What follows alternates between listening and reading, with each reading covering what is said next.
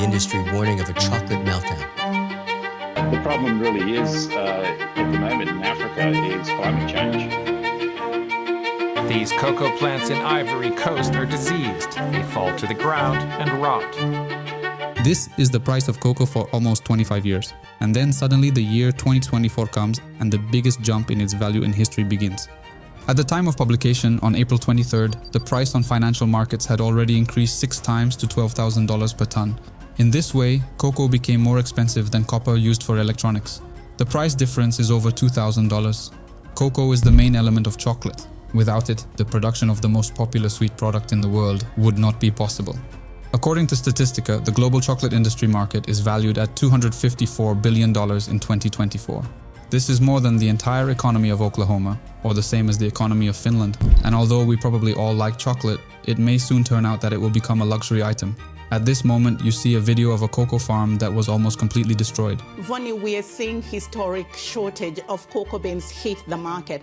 For example, Ghana is expected to record 650 to about 700,000 tons by September when they close this season. And this is literally down from the expected forecast of about 850,000. If we look at Ivory Coast, they've also said they're expecting a shrinkage in the mid-crop season. And this is what the market was looking forward to help boost cocoa supply because the shortage is biting. And a couple of reasons are behind this shortage that has hit the market. This is done, among others, by gold miners because apart from global warming, they are the main enemies of cocoa farmers, but one by one.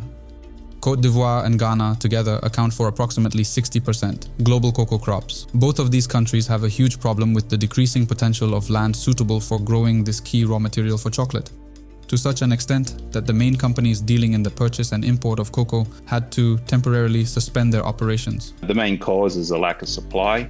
We have problems with climate change, El-Nino in the 2 big growing areas, which is the Ivory Coast and Ghana in West Africa. And they're also having some problems with pests and diseases. So production down about 30% over last year. Meanwhile, severe drought and stronger than usual harmattan, a dry wind from the Sahara, led to a drastic reduction in crops. Unfortunately, the prospects are not promising. Western Africa, which is the main region where cocoa is found on Earth, is seriously threatened by the El-Nino phenomenon, which has drastically changed global atmospheric conditions. It is a natural climatic phenomenon that occurs every few years in the Pacific Ocean. El-Nino is a warming of the Pacific Ocean which has a major impact on weather around the world. It is characterized by an increase in water surface temperature in the equatorial part of the eastern Pacific.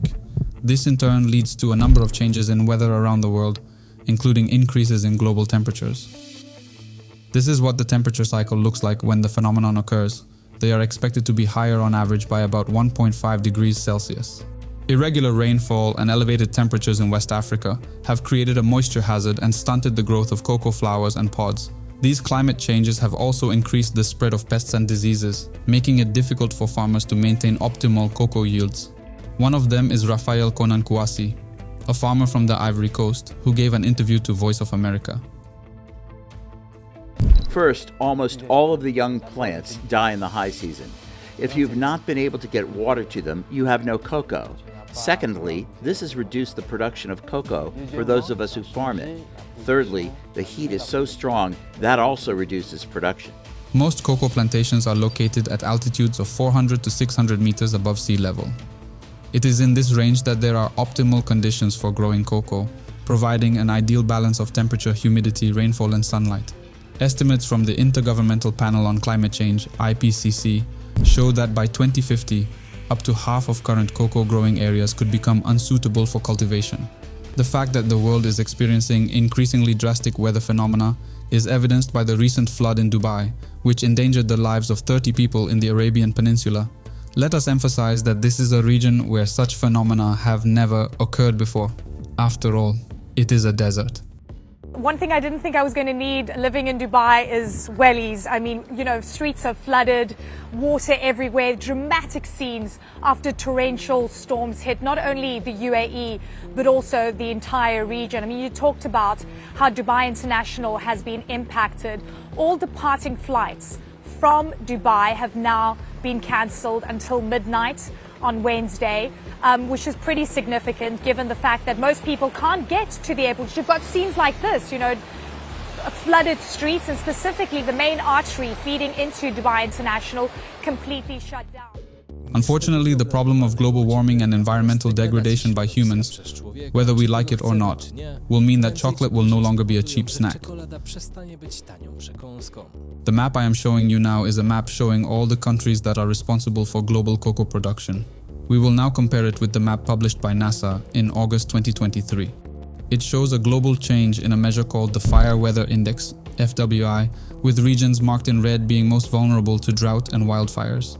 In turn, the British Met Office, a government organization, has prepared a map showing the regions most at risk from the pressure of drastic climate changes, which are expected to affect security on many levels. Here again, cocoa growing regions are most at risk. The Ivory Coast is crucial for this raw material, as it is responsible for 40% of its production. The forecasts are not optimistic for him, looking at the area of forest reduction and future areas suitable for cocoa cultivation. Climate experts analyzing the trajectory of global warming to 2050 have determined that the African cocoa belt will be forced to relocate its growing regions. The problem really is, at the moment in Africa, is climate change. So we've had the two biggest producing countries being impacted by climate change, and therefore now the production's down by 30%. It's not something you can fix overnight. And we're looking at this as being a very structural problem, because the climate change isn't going to get better any quicker. There is also issues then with rainfall and the, more infections of the plants and so forth.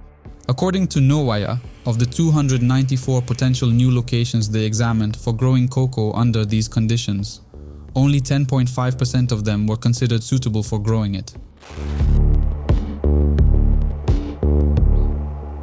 We've all probably gotten used to the fact that chocolate, except in isolated cases, is not a luxury good. The cocoa crisis is not just a West African problem, it's a global problem. The ratio of stocks to consumption is expected to fall to 30%, which will be the lowest level since 1985. Experts in the field forecast a deficit in the global cocoa market in the 2023-24 season of 279,000 tons. Chocolate consumption has increased following the pandemic, with global sales of chocolate products increasing by approximately 10%. One of the country's 9 main plants, Ivory Coast state-owned cocoa bean processor Transcow, said it had stopped buying beans due to the high price. It did not say how efficiently it is working, but it is still processing inventory from its warehouse. The plant operates at minimal production capacity, Reuters reports, citing anonymous sources. The agency writes that more large, state-owned plants in Côte d'Ivoire may soon be closed. As a result of this information, there was massive speculation on cocoa contracts, which exceeded the ceiling of $12,000 per ton. Unfortunately, this is not the end of the problems associated with this main ingredient of chocolate. What you see are the results of illegal gold mining, locally called Galamsey. This practice is particularly devastating in Ghana. It not only encroaches on valuable agricultural land, but also increases the spread of diseases such as shoot swelling. The state-owned organization COCOBOD adds that illegal gold miners are attacking reclaimed farms, making their repair impossible.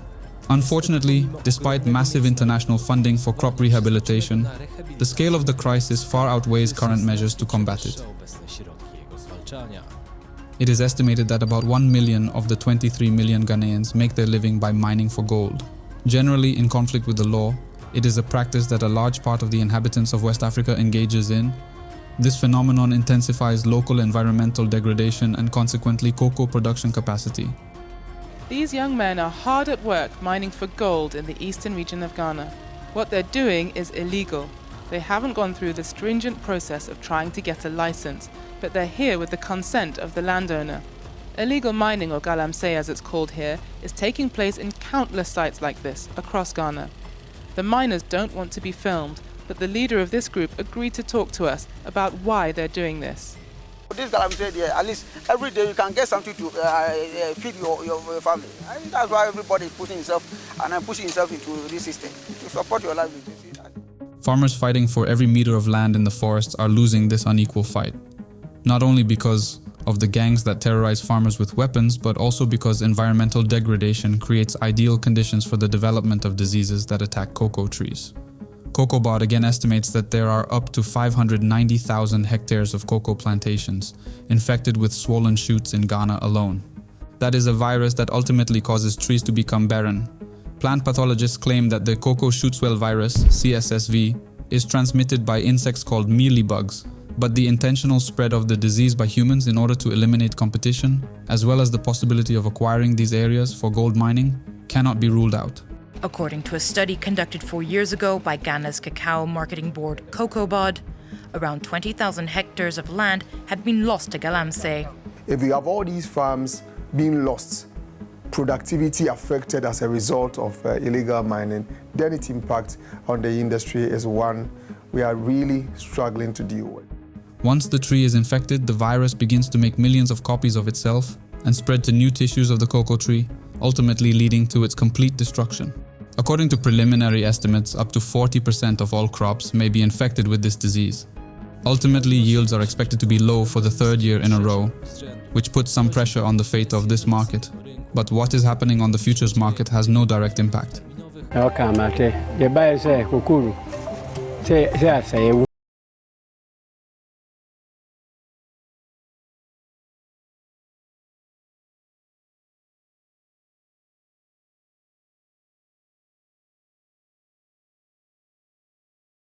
Trees that we have.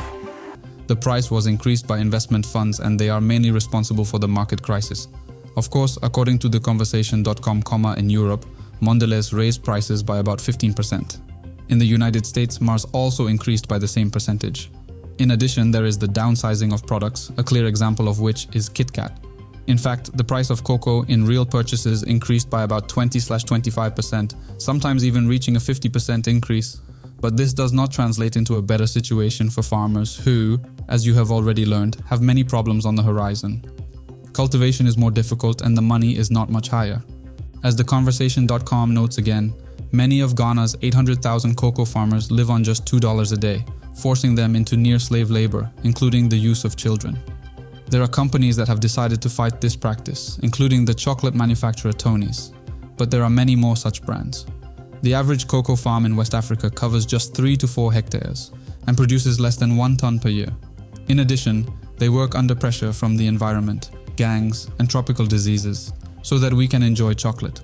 This is the dark side of this industry, which many of you would probably never know about if it weren't for the recent media hype caused by such drastic increases in cocoa prices. Genetic work is currently underway to create more resistant cocoa trees that can be grown outside locations most exposed to climate change and human expansion. But before this happens, we will probably have to wait a little longer. And by then, it is possible that chocolate will actually continue to become more expensive. Thank you for watching today's video to the end, and I'm waiting for your comments. I will be very grateful to you for leaving a subscription. See you in the next video. Take care. Bye.